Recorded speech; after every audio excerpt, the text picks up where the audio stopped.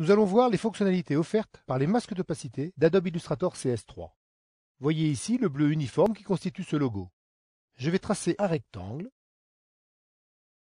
avec comme attribut un motif créé dans Illustrator en forme de vague. À ce stade, je souhaiterais délimiter les vagues par le logo que j'ai représenté dessous.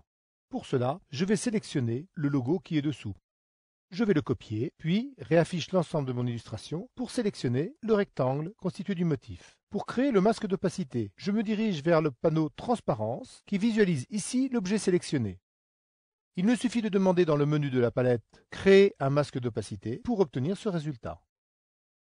Associé au tracé se trouve un masque d'opacité noir qui a comme particularité de faire disparaître le motif en question.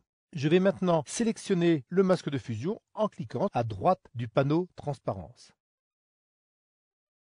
Je vais maintenant coller l'objet que j'avais copié devant pour le positionner rigoureusement au même endroit que l'original.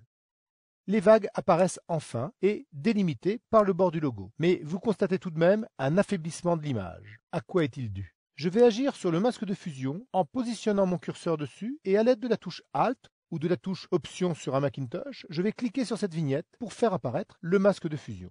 Curieusement, nous le voyons apparaître en gris alors que sa couleur est bien du bleu. Un masque d'opacité n'utilise pas de couleur, mais juste des valeurs de gris qui définissent l'opacité plus ou moins forte de l'objet qui est associé. C'est pourquoi nous le visualisons de cette façon. Si je lui attribue maintenant une couleur comme le noir par exemple, et que je clique à nouveau sur l'objet de la palette Transparence, je sors du mode d'édition du masque pour revoir mon illustration.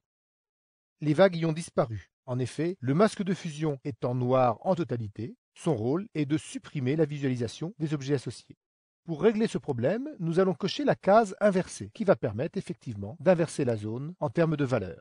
Si je recommence l'opération d'aller visualiser le masque, il est bien noir, mais le fait de l'inverser lui donne un rôle inverse à ce qui était demandé.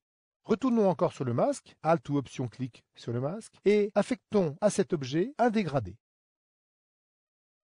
Je vais orienter le dégradé différemment avec l'outil dégradé. Et en revenant sur la palette Transparence et en sélectionnant l'objet, nous allons voir l'effet obtenu. Notez comme le dégradé du masque agit sur l'opacité variable de l'image en question. Il me reste tout de même un problème, c'est que les vagues ne montent pas jusqu'en haut du logo. Je vais donc déformer la vague et la positionner en haut. Problème, j'ai déformé à la fois le rectangle de la vague et le masque qui lui était associé. On peut s'en convaincre en faisant Alt-clic pour visualiser le masque déformé. Je vais donc annuler cette opération par un CTRL-Z ou Commande Z sur un Macintosh et je vais venir cliquer sur le petit maillon qui unit l'objet et le masque d'opacité. Je vais donc pouvoir maintenant librement déformer l'objet indépendamment du masque qui lui est associé. Je vois que le cercle blanc subit le même sort.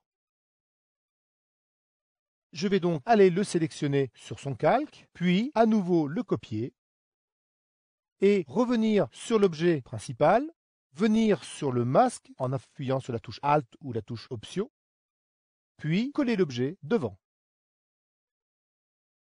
Je reviens sur le mode Objet pour analyser le résultat final.